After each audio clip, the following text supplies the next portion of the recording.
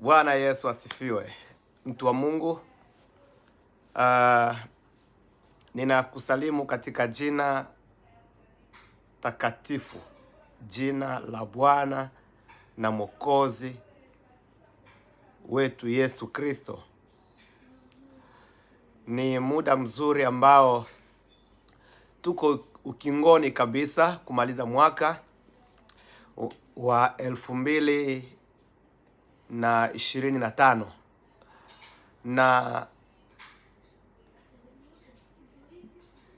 na mimi pia nimepata nafasi niweze kushare pamoja na wewe ujumbe huu mfupi na kwa dakika hizi chache ambazo nasikia roho yangu na moyo wangu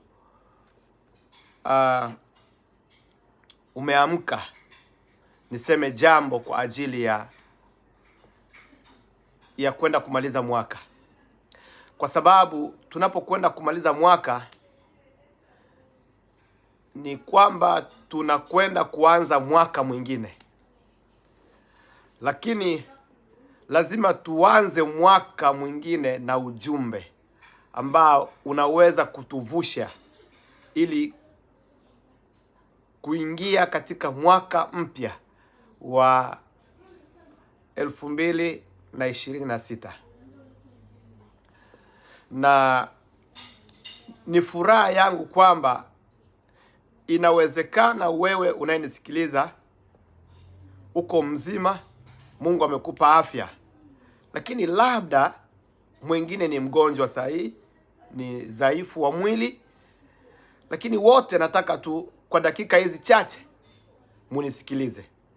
Ujumbe huu ni ujumbe wa amani, ujumbe wa matumaini kwako unayenisikiliza.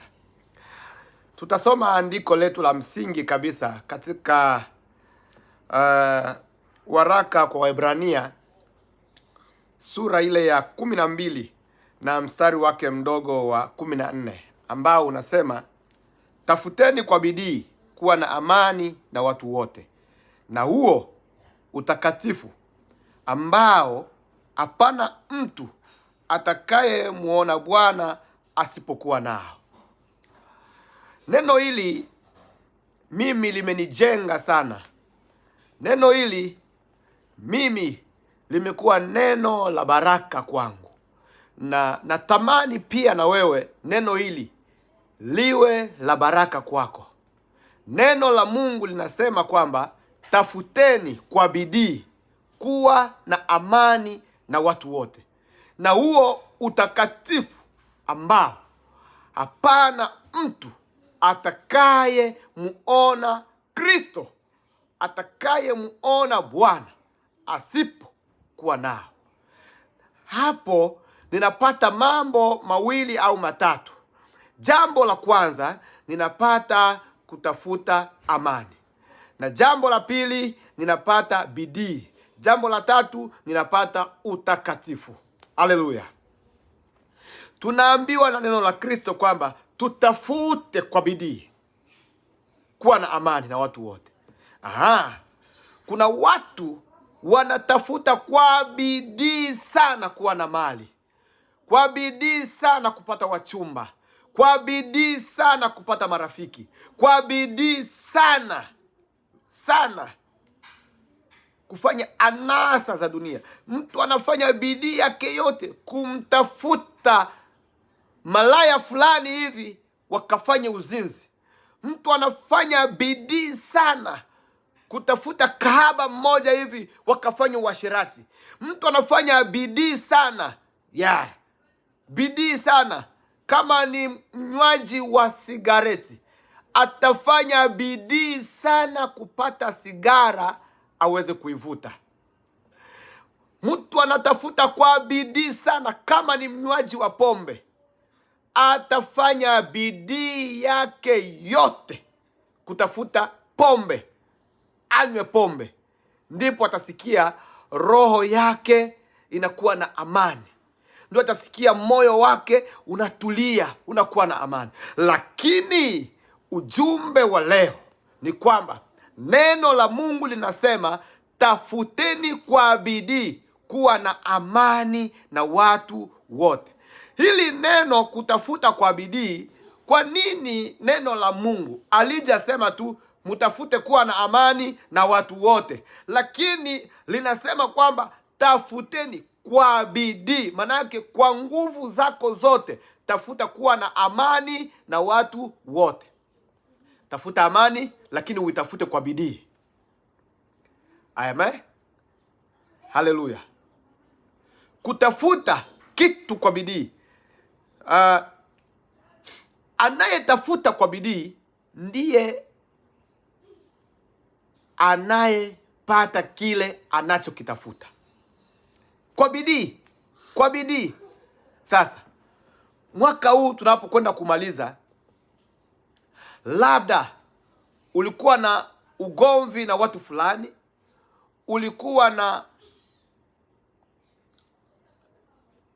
na kinongo, ama mlikuwa mwelewani na watu fulani kwa mambo fulani fulani madogo madogo, mambo ambayo watu mnaweza kukaa chini mkayazungumza na yakaisha, mkasameana, mkayasuluhisha, yakamalizika kabisa bila ugomvi, bila kuumizana. Basi hayo mambo sasa, mwaka huu tunaoendea ni mwaka mzuri wa wewe kutafuta kwa bidii. Kwa bidii uwe na amani na majirani wako, uwe na amani na rafiki zako. Kama kulikuwa na ugomvi ndani ya nyumba yako, tafuta amani.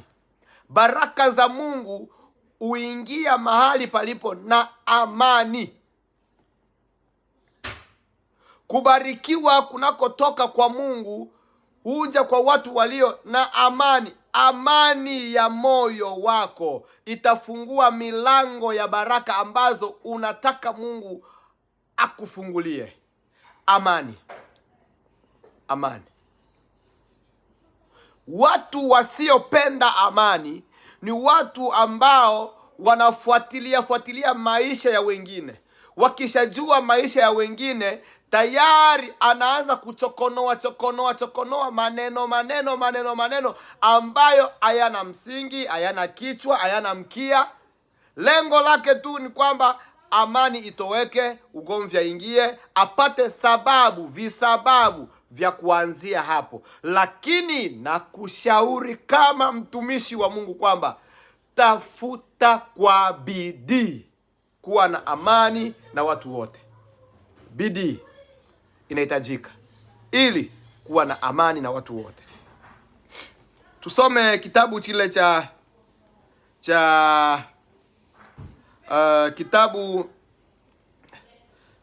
cha Zaburi ya 34 mstari wa 14. Tusikie anasema nini. Zaburi ya 34 mstari wa 14 anasema hivi. Anasema, uache mabaya ukatende mema, utafute amani ukaifuatie. Neno la Mungu linatuambia hivyo kwenye kitabu cha Zaburi kwamba uache mabaya ukatende mema. Mtu ambaye anatafuta amani kwa bidii ni mtu ambaye ameacha kutenda mabaya. Anaitafuta amani tu. Mahali aliko unaona amani. Mkikutana naye unaona ndani yake mna amani. Hivyo ndivyo neno la Mungu linatushauri. Tutafute amani kwa bidii. Amen. Hebu mimi nakuonesha vile neno la Mungu linavyosema kwenye kitabu kile cha Mathayo. Tuanze na kitabu cha Warumi 12, alafu tutakuja kwenye kitabu cha Mathayo kwenye pointi yetu ya pili. Kitabu cha Warumi sura ya 12 mstari wa 18.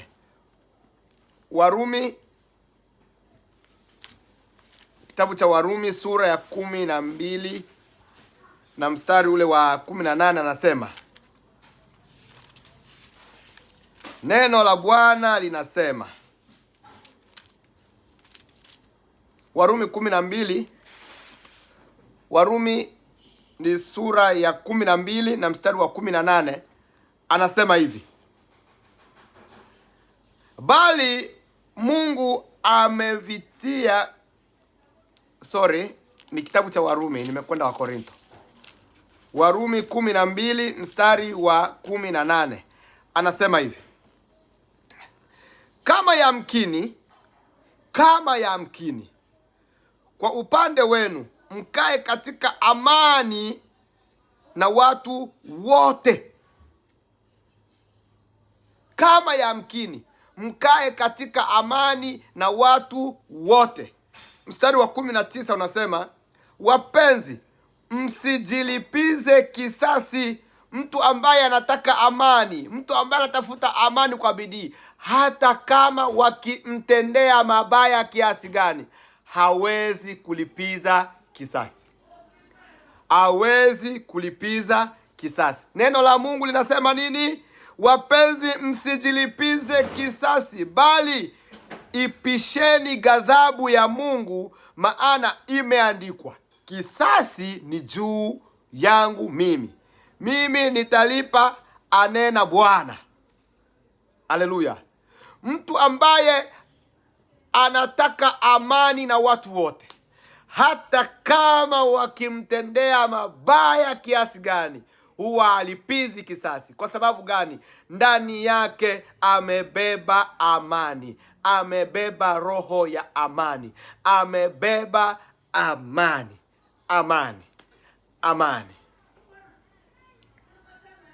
Haleluya. Alafu anaendelea kusema hivi, lakini adui yako. Sasa ikiwa kuna adui, mtu ambaye yeye hakutakii amani, mtu ambaye yeye anavunja amani ndani ya moyo wako, wewe umebeba amani, lakini huyo mtu yeye anataka kuondoa amani yako.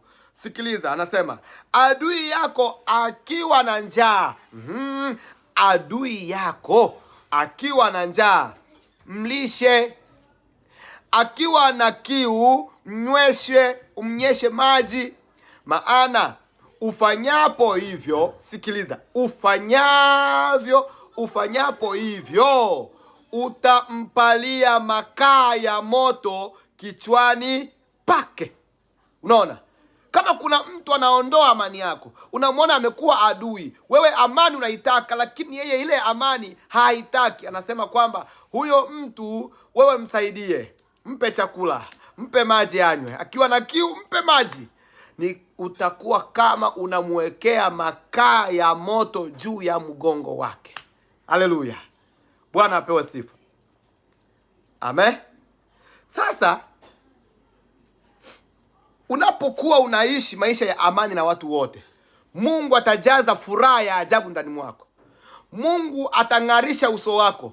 Mungu atafanya uso wako uwe na utukufu, sababu umebeba amani. Kumbuka kitu kimoja, Yesu Kristo wakati anazaliwa, alizaliwa ni mfalme wa amani.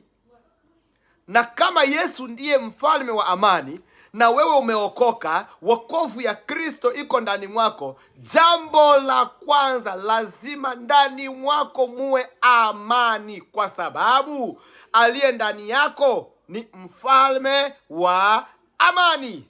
Haleluya. Aliye ndani yako ndiye amani mwenyewe. Aliye ndani yako ndiye anatawala. Aliye ndani yako ni Kristo Yesu ambaye mfalme wa amani. Amezaliwa wapi? Sio Betlehemu tena, sasa anazaliwa ndani mwako. Haleluya. Haleluya. Kwa wale ambao Wakristo wenzangu, ndugu zangu, jamaa na marafiki ambao tumesherekea kuzaliwa kwa Mwokozi wetu Yesu Kristo. Sasa nikwambie kwa taarifa yako, Yesu Kristo leo hazaliwi tena Betlehemu. Yesu Kristo leo anazaliwa ndani ya mioyo ya wote wanaomwamini, ndani ya wote wamemkubali na kusema kwamba Kristo ndiye Mwokozi wa ulimwengu, na kusema kwamba Yesu Kristo ndiye Bwana na Mwokozi wa maisha yangu. Hao ndio wanaojua kwamba Yesu hajazaliwa Betlehemu, sasa amezaliwa ndani yangu. Miaka ile ya zamani 2000 iliyopita ndipo alizaliwa Betlehemu. Lakini tunaposema leo hii Yesu Kristo anazaliwa ndani ya wote wanaomwamini. Sasa anayezaliwa ni mfalme wa amani. Tunapokwenda kuvuka mwaka mpya, tuvuke na mfalme wa amani akiwa amezaliwa ndani mwetu, tumebeba amani yake. Angalia lugha za Yesu akikutana na wanafunzi wake, kila mara anasema amani iwe kwenu, amani iwe kwenu. Kwa sababu gani? Anajua yeye ndiye mfalme wa amani. Yesu ndiye mfalme wa amani, na hiyo amani ikikaa ndani mwetu tutapona. Haleluya! Ukiwa na amani ndani ya moyo wako, hauwezi kuwa na stress, mawazo, sijui sina fedha, sijui maisha gani, sijui shida nini, sijui haya magonjwa. Hapana. Amani ya Kristo ikiwa ndani mwako, kila kitu kwako ni amina, kila kitu kwako ni haleluya, haleluya, kwa sababu amani ya Kristo inatawala ndani yako. Amen. Tusikie habari ya amani. Waraka wa pili wa mtume Paulo kwa Timotheo, sura ile ya 2 na mstari wa 22. Timotheo wa pili. Tusome hapa Timotheo wa pili, sura ya 2 na mstari ule wa 22, anasema hivi. Lakini Timotheo wa pili, sura ya 2 mstari wa 22, anasema hivi. Ninasoma katika jina la Bwana Yesu Kristo Mwokozi wetu. Nasema, lakini zikimbie tamaa za ujanani. Zikimbie tamaa za ujanani, ukafuate haki na amani na upendo na amani, pamoja na wale wamwitao Bwana kwa moyo safi. Amen. Amen. Haleluya. Haleluya. Sasa hilo ndilo neno la Mungu. Hilo ndilo neno la Mungu. Mtume Paulo anamwandikia Timotheo, anamwambia kwamba kimbia tamaa za ujana. Kimbia tamaa za ujana. Alafu anamwambia sasa ufuate haki. Fuata imani, fuata upendo, fuata amani, pamoja na wale wamwitao Bwana kwa moyo safi. Kwa hiyo katika ushauri wote wa mtume Paulo, anamtaka Timotheo awe mwenye haki, awe mwenye imani, awe mtu ambaye amejaa upendo, lakini pia amani iwe ndani mwake, na aambatane na wale ambao wanaomfuata Bwana kwa moyo safi. Anasema kwamba pamoja na wale wamwitao Bwana kwa moyo safi, uambatane na watu kama hao, ili kwamba amani yako isitoweke. Ambatana na watu wanaomwita Bwana kwa moyo safi. Haleluya. Kwa nini Paulo anasema kwamba ambatana na watu wanaomwita Bwana, fuatana na watu ambao wanaomwita Bwana kwa moyo safi? Maana yake kuna wengine wanamwita Bwana si kwa moyo safi. Wako makanisani humo lakini wachawi. Wako makanisani humo lakini wanafiki kupita kiasi. Wako makanisani humo lakini wambea. Wanasema wanamjua Mungu kwa midomo, lakini kwa matendo yao wanamkana Mungu wazi wazi.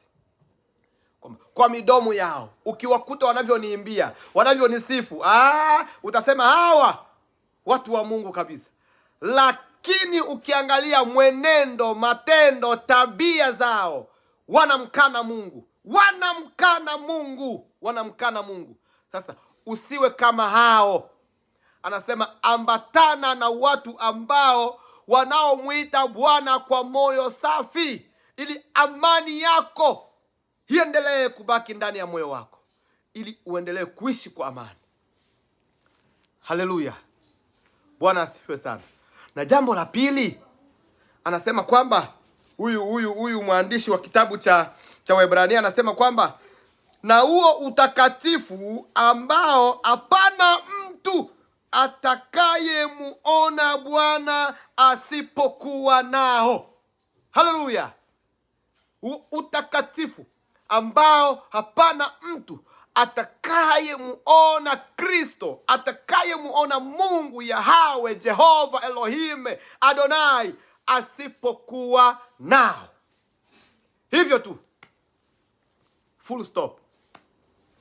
Ni kweli wewe haujasikia kitabu cha Mathayo sura ya 5 mstari wa 8. Anasema nini? Anasema heri wenye moyo safi, maana hao ndiyo watakaomuona Bwana. Heri wenye moyo safi. Sasa kama moyo wako hauna amani, moyo safi utaupata namna gani? Kama ndani mwako amani haiko, hauwezi kuwa na moyo safi. Hauna amani ndani ya roho yako. Wewe mama yangu, kaka yangu, baba yangu, mzee, kijana, kama ndani yako hamna amani, huwezi kuwa na moyo safi, kwa sababu saa zote unawaza majungu tu, unawaza kutenda mabaya. Kwa sababu gani? Ndani yako hamna amani. Mwaka huu tunaokwenda kuvuka, ninakushauri tafuta amani kwa bidii, ili uwe na moyo safi, ili uwe mtakatifu. Na huo utakatifu ambao hapana mtu atakayemuona Mungu asipokuwa nao. Utakatifu vinaenda pamoja na amani, kuwa na amani na watu wote. Na huo utakatifu ambao hapana mtu atakayemuona Mungu, atakayemuona Bwana asipokuwa nao.